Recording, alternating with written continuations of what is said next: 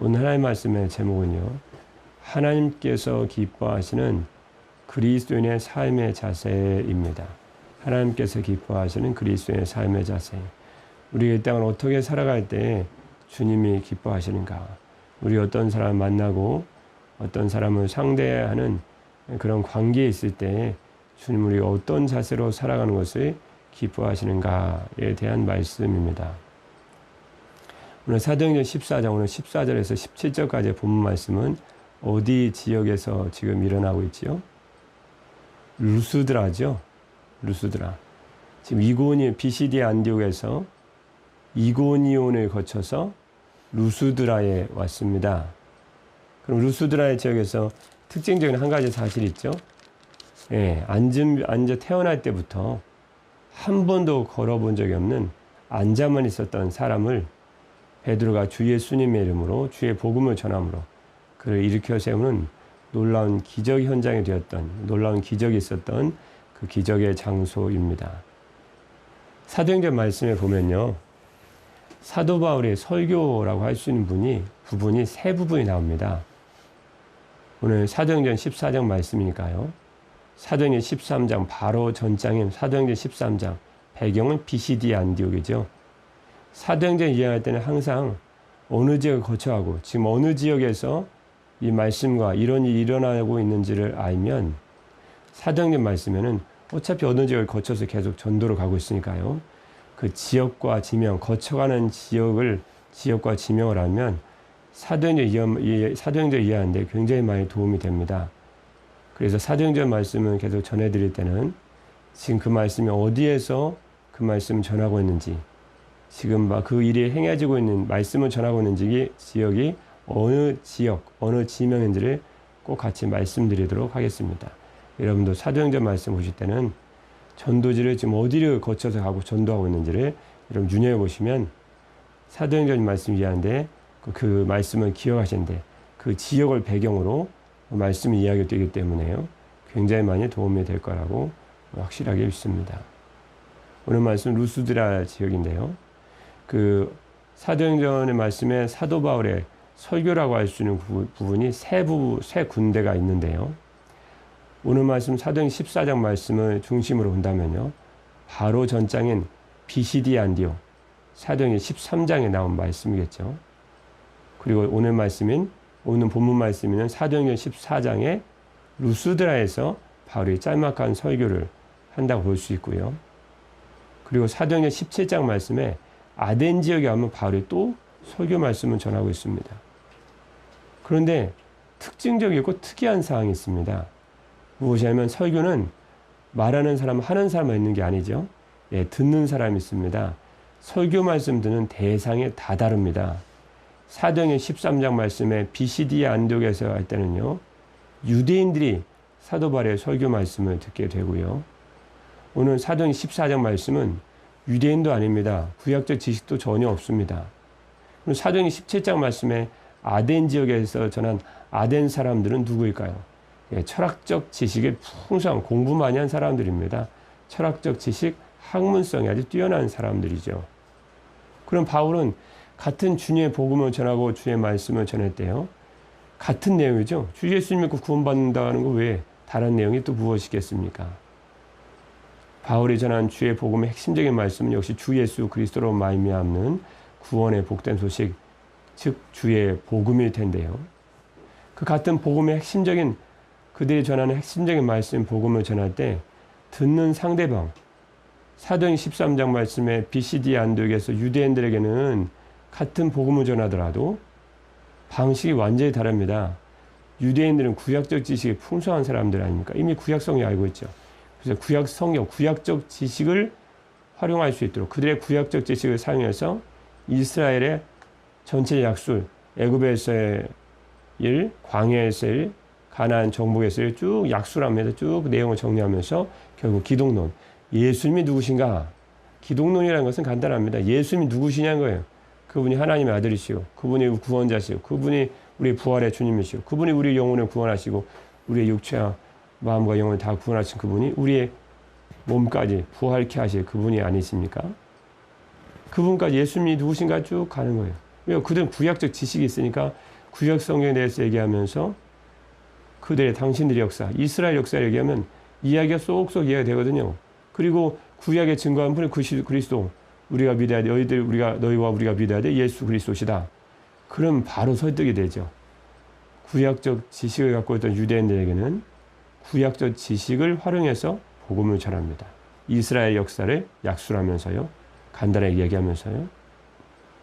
그러면 사도행 17장 말씀에 아덴족은 철학적 지식이 뛰어난 사람들, 소크라테스, 아리스토텔레스, 플라톤 이런 철학적 지식이 뛰어난 사람들입니다. 그 사람들은 그런 다 철학자들 아닙니까? 그런 철학적 지식이 뛰어난 그런 배경을 갖고 있는 아덴 사람들에게는 무엇을 얘기할까요? 학문도 뛰어나요. 철학적 지식도 뛰어나요. 그들은 역시 풍부한 종교성과 그리고 학술성, 늘 새로운 것을 듣고 싶어 하니까요. 신앙이 또 그렇게만 살면 안 됩니다. 삶으로 살아가야지. 항상 귀만 즐겁게 하려고 여기서도 듣고 저기서도 듣고 말씀 좋네요. 새로운 말씀이네요. 삶을 하나도 따라가지 못한다면 이 아덴 사람들이 위험하다는 거죠. 우리 항상 들은 말씀이 얼마의 말씀을 들은 것보다 더 중요한 건 내가 살아가야 되죠. 참 어려운 부분이죠. 그래서 우리는 성령의 도움이 필요 없이는, 성령의 도움이 없이는 아무것도 할 수 없는 인생이라는 걸 고백하지 않을 수 없는데요.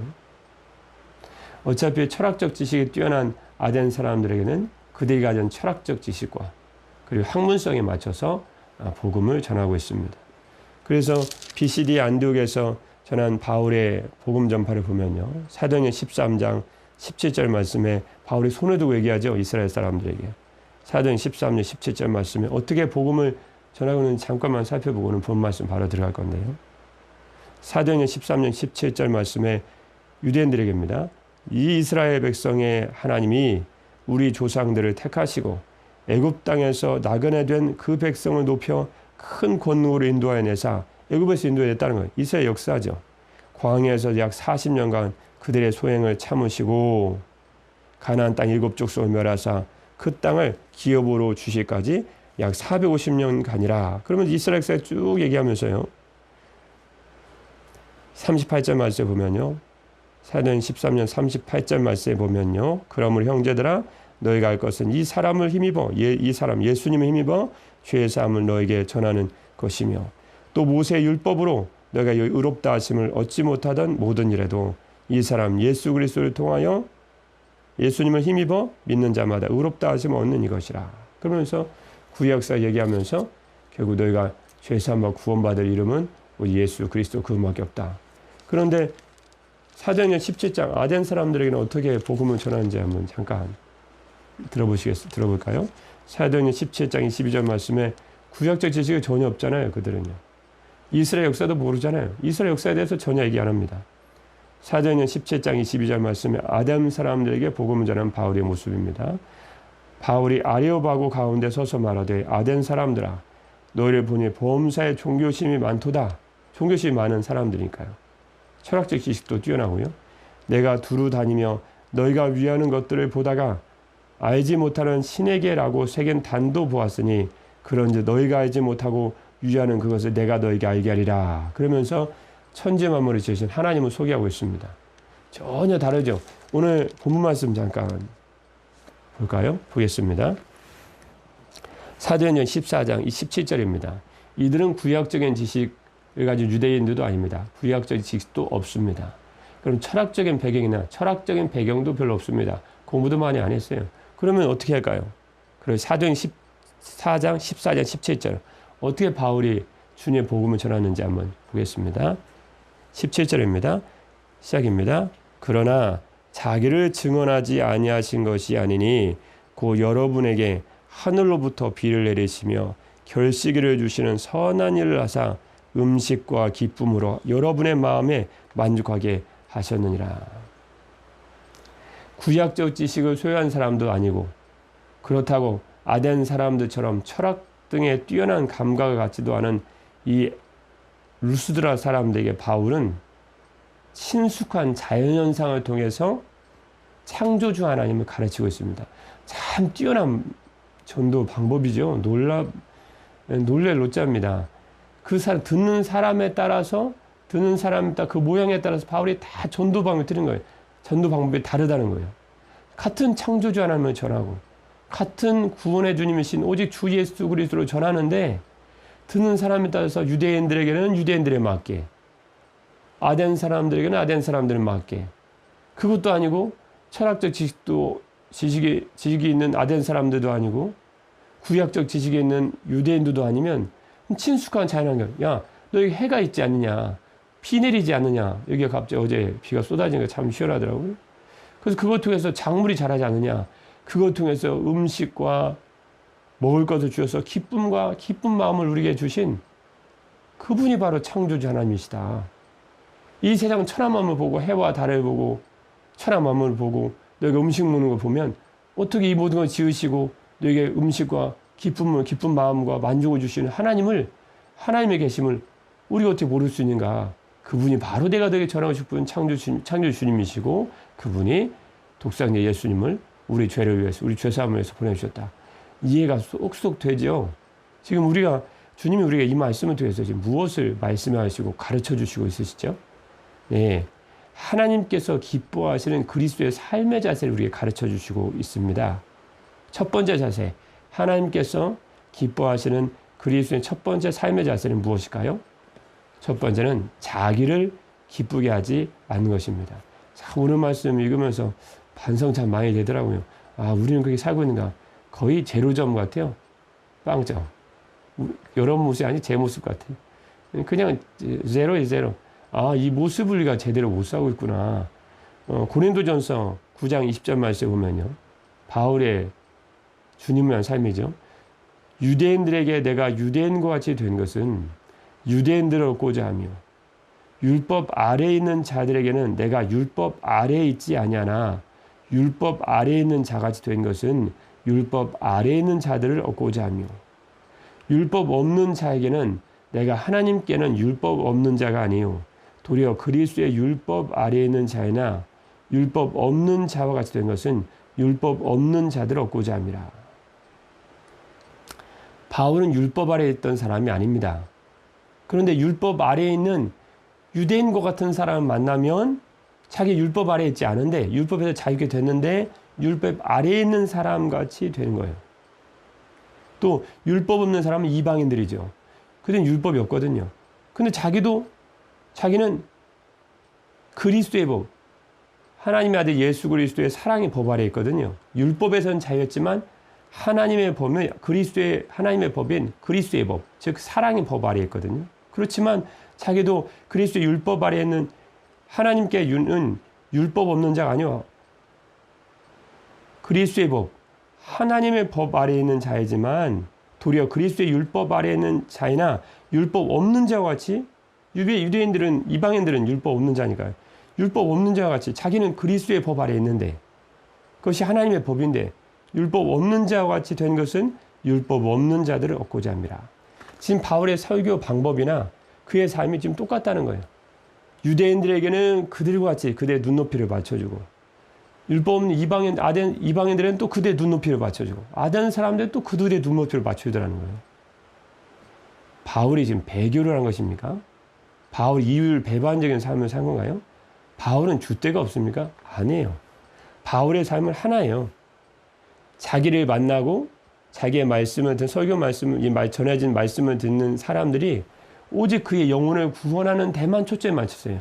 항상 사람들이 살아가는 데는 초점과 포인트라는 게 있거든요. 다 거기 맞춰 자기가 그거 안 하는 것 같지만 거기에 맞춰서 자기가 말도 하고 생각도 하고 사람들 설득도 하고 그 생각대로 자기가 살아가기도 하는 거거든요.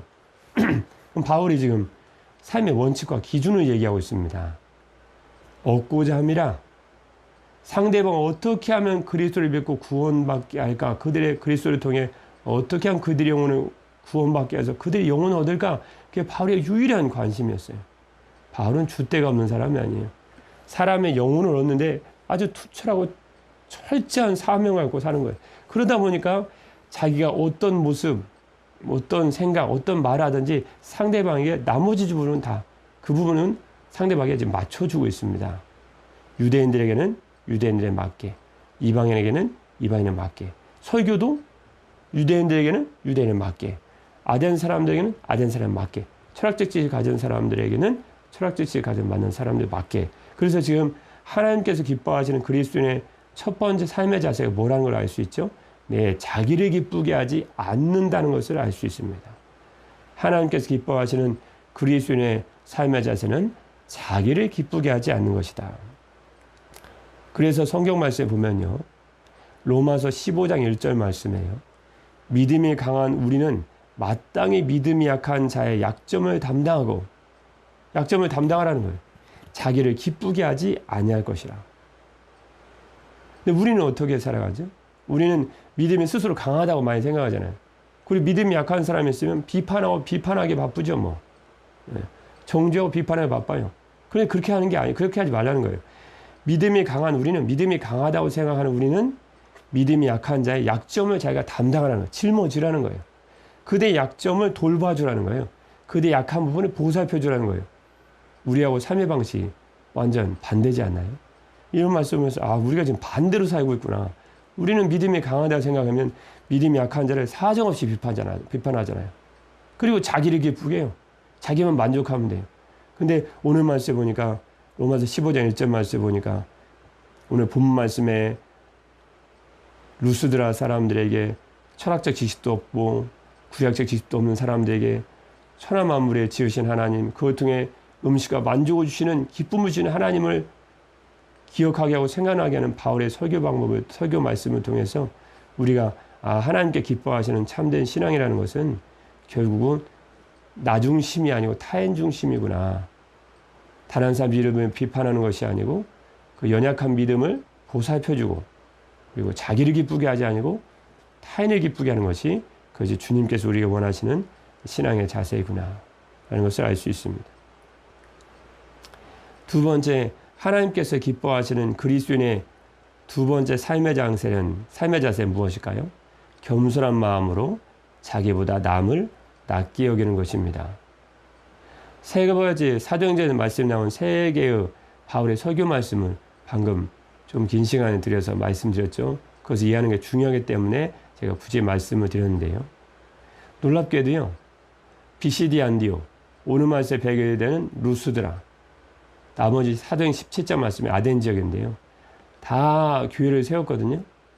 그런데 사도행 17장 말씀에 아덴 지역에서는 교회를 못 세웁니다. 그럼 바울이 철학적 지식이 있고 학문성에 뛰어난 그들에게 그들의 눈높이를 맞춰서 나도 실은 그거 아는데 실은 정말 하나님께서 너에게 전해주고 싶은 분은 너희가 알지 못하는 하나님이셔. 너희가 정말 모르는 분을 말해 그 하나님이셔. 내가 그 하나님을 내가 가르쳐 줄게. 그분만이 창조시고 그분만이 구원자시거든.